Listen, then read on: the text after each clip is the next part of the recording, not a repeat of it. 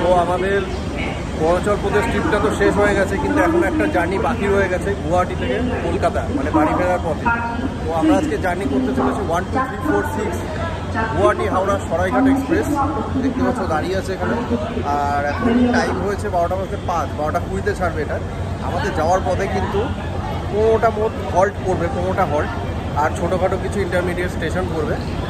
তো চলো, আর বেশিক্ষণ বাকি নেই ট্রেন ছাড়তে, ট্রেনে উঠে পড়ি আর যেতে যেতে তোমাদের সাথে পুরো জার্নিটা শেয়ার করবো। চলো। তো সামনে দেখে তোমরা বুঝতে পেরেছো, আজকে কিন্তু আমাদের ইঞ্জিন কিন্তু ইলেকট্রিক নয় পুরোপুরি, মানে ইলেকট্রিক কাম ডিজেল। এই ট্রেন কিন্তু ডিজেল দিয়ে ইলেকট্রিক বানাতে পারে, WDP-40। ঠিক আছে, চলো।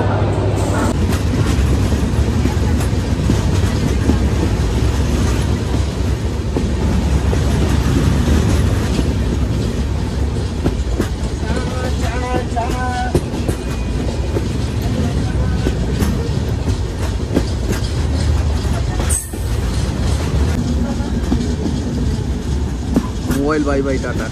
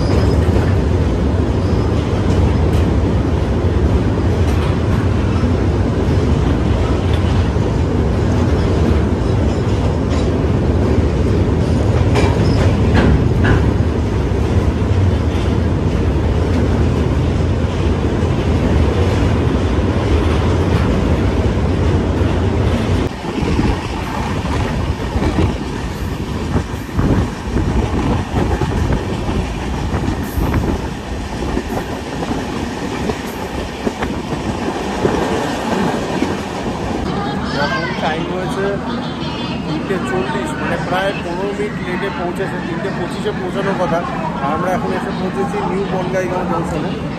তো এখানে 2 মিনিট স্টপেজ আছে ট্রেনের, বেশিক্ষণ দাঁড়াবে না। যাই হোক, সবাই এসে ছুটছে, জেনারেলে উঠবে বলে, সব জেনারেলে যাবে, জেনারেলে উঠবে বলে সব ছুটছে। ঠিক আছে, চলো next station new Alipurduar junction, আর এখান থেকে প্রায় 100 কিলোমিটার।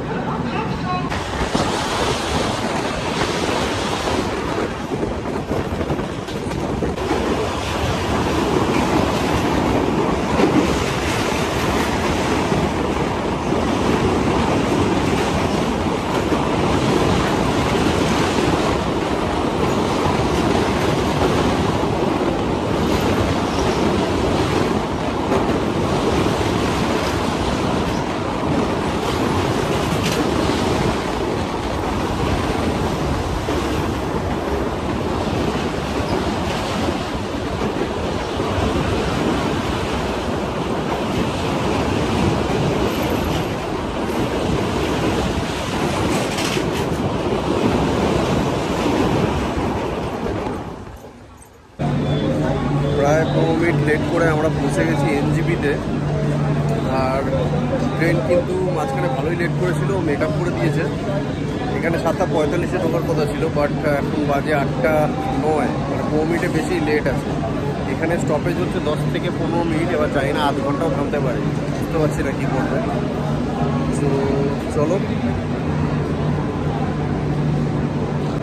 তো এনজিপির পরে আমি এটা ছাড়লেই আমি জাস্ট উঠে যাব আর ঘুম দেবো একটা লম্বা, কারণ সকালে আবার 5:30টার সময় হাওড়া ঢুকে যাবে, লেটও করতে পারে, কোনো ঠিক নেই, বোঝা যাচ্ছে না। আর রাত্রেবেলা কিছু দেখানোরও নেই, তো এনজিপির পরে একদম ডাইরেক্ট ঘুম।